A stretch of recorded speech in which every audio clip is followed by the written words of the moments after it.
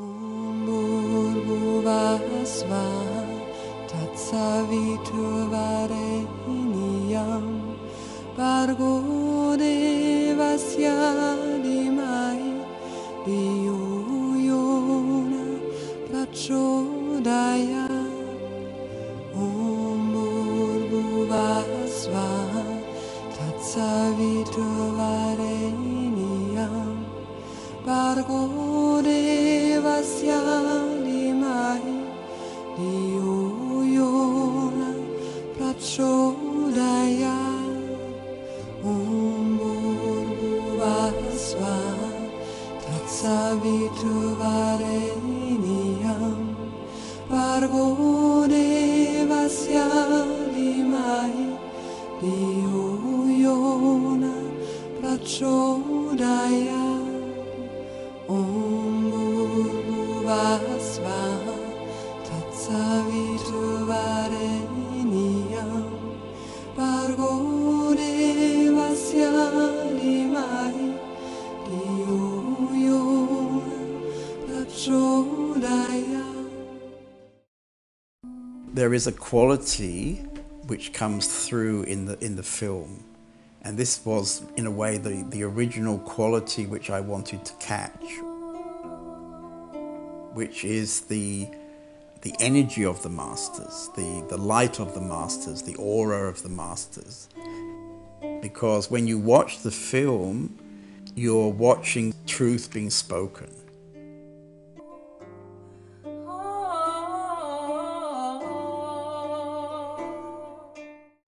Many seekers are looking for enlightenment as if it is an experience. What is enlightenment? Sometimes we use words that can point at what really cannot be said in words. And for a while, a word may be useful and fresh and, wow, throw you back into the unknown. And then it becomes something and we go, oh yeah, right, enlightenment. Well, the moment you ask the question, you make it an object.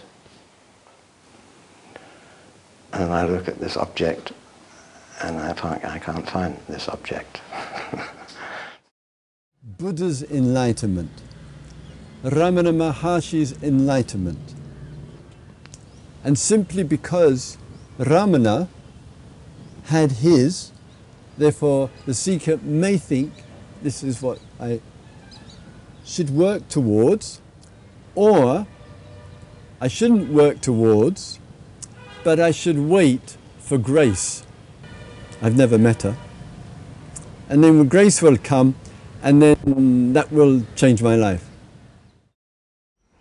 Enlightenment is to see that that what is self is ever enlightened, and that what is not the self will never be enlightened. And then to be that what is self. And then there is no before and no after in it. And this is not something big or something small. This is simply a little aha. Nothing special. It's like a split second, everything is done. It's just the happiness of this moment, and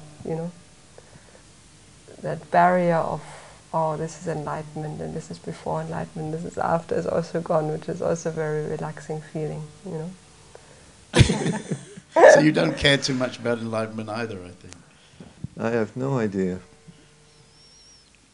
I really don't know. It's I feel like a happening. You feel like a happening? Yeah. I'm just, things happen and I'm part of that happening, and that's what happens. And it will happen until I stop happening and this physical body, and then something else will happen. This word is one of those words which has a strong emotive energy in it. When I was younger, it had the effect of completely changing my life. And I saw it as a kind of solution. Later on, it became a difficult word when I realized that there was no such thing as enlightenment. The complete marriage between the absolute and the relative. We could say that enlightenment is the experiential understanding that what we are is unlimited, unlocated presence. There is no such thing as personal enlightenment. Enlightenment is simply the end of the person. The problem for the seeker is that they think they have to find something else. So they look for states. They look for states of peace or whatever they think enlightenment is. For most seekers, the belief is that the enlightenment is like a spiritual lottery. If they win it, then their whole life will then be free of suffering and everything will be wonderful and everybody will love them and all this sort of nonsense.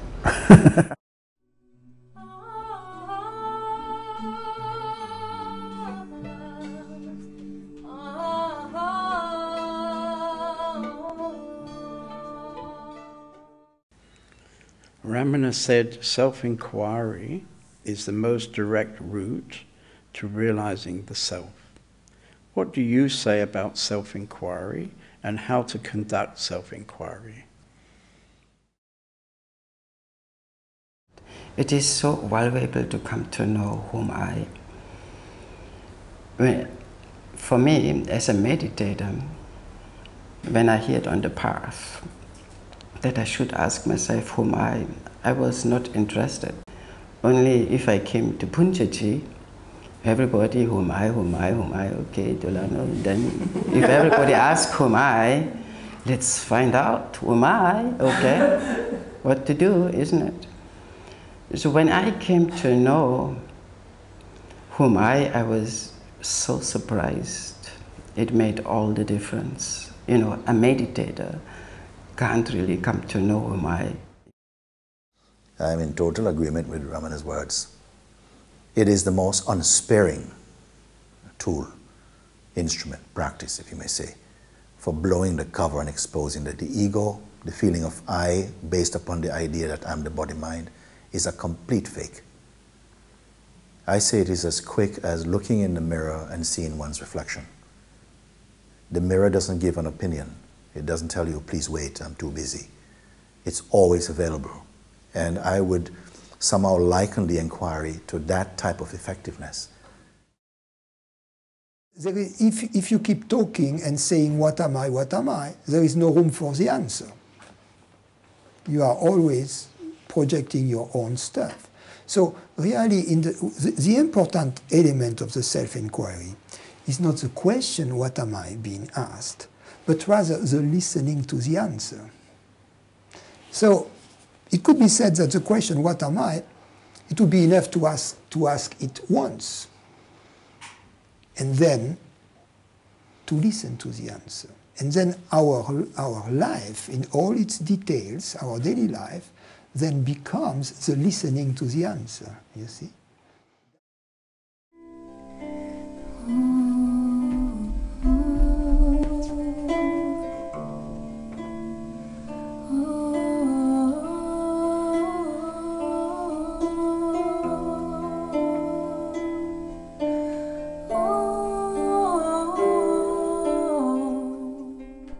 In the last years, I've gathered much from meeting all these different masters. There is 16 answers to each question. But if I read through the book or I look at the film, there is a kind of thread that goes through the whole book, which is like the teaching, I would say, you know, like the teaching. And this, the teaching, has definitely influenced some aspects of what I would share with people.